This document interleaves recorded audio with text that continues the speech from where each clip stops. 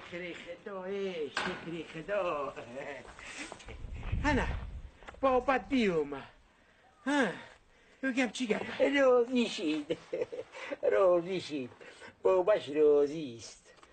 ممش به خاک رنگش راضیست عروس راضیست لیک یک شهر داره عروس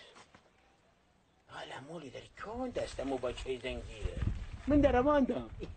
شاید که عروس همین کی صورتی داماد بر یوردشون بودی ای خدای جون توبه کردم در قشلاق صورتگیر در کاس گلپری جون من به تگی شهست رفتم من قدیول نیستم با یوست صورتگیر به پیش بیا که ببیند به چرا صورت بگی فقط دیسترک اوه